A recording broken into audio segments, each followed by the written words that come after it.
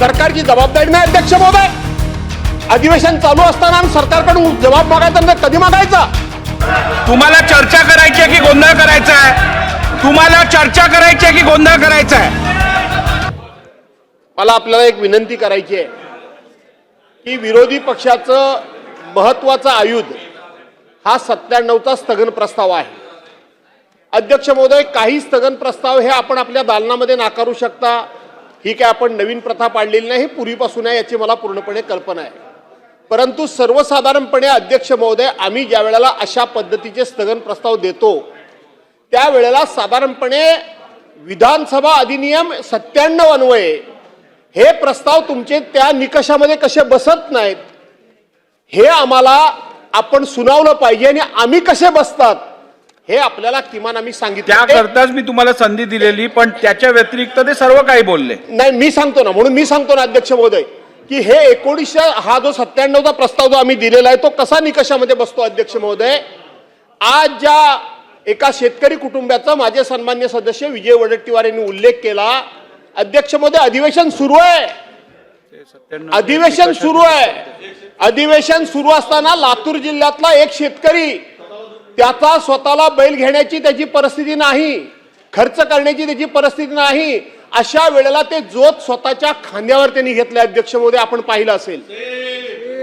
आणि त्याची 70 वर्षाची पत्नी डोळ्यामध्ये पाणी आणून एक इज्जतशीर एक महाराष्ट्राची खऱ्या अर्थानं जी इब्रत असलेली डोक्यावर पदर घेऊन ते जोत दादा हाकते, जरा बघा ते जोत हाकते, म्हणजे नवरा बैलाच्या जागी ते जुंपला गेलाय.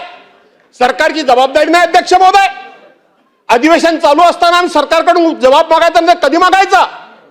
ज्यावेळेला एरवी सरकार वाटेल ते घोषणा करत असतं, पण अध्यक्ष महोदय, अधिवेशन चालू असताना अशा विषयावर तुम्ही चर्चा नाकारता, आमचं म्हणणंही ऐकून घेत नाही, नियमामध्ये हा प्रस्ताव कसा बसतो हेही तुम्ही ऐकून घेत नाही. कशाच्या जीवावर? कसल्या शेतकऱ्यांचं सरकार? कशाला शेतकऱ्यांची कडव आणतो या ठिकाणी? आणि म्हणून अध्यक्ष महोदय, माझं स्पष्टपणे म्हणणं आहे की आम्ही दिलेला हा प्रस्ताव नियम 97 मध्ये तंतोतंत बसतोय, याची सर्वस्वी जबाबदारी सरकारवर आहे. अधिवेशन चालू आहे, सरकारचा डायरेक्ट संबंध या घटनेशी आहे, या आत्महत्यांशी संबंध सरकारचा डायरेक्ट संबंध आहे. म्हणून मी मेरिटवर न बोलता मी हा प्रस्ताव कसा या ठिकाणी मंजूर होऊ शकतो याच्यावर बोललोय. आणि म्हणून हा प्रस्ताव स्वीकारा, तात्काळ चर्चा सुरू करा, ही आमची मागणी आहे. रुलिंग देऊ दे, मला रुलिंग देऊ दे. शेतकऱ्याची आत्महत्या या राज्यात जर होत असेल त्याच्यापेक्षा गंभीर दुसरा प्रश्न होऊ शकत नाही, याबद्दल दुमत नव्हे. परंतु असं होत असतानाही आपल्याकडे सभागृहाचं जेव्हा आपण कामकाज करतो तेव्हा ते कामकाज ह्या संविधानाने दिलेल्या अधिकारातनं घडलेल्या नियमाप्रमाणे होणं हे अपेक्षित आहे आणि अनिवार्य आहे.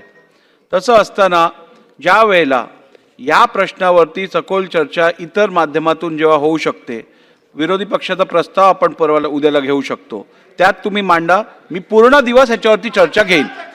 चला, मी निकषात बसत नाही. पहिली अमोल खटाळ.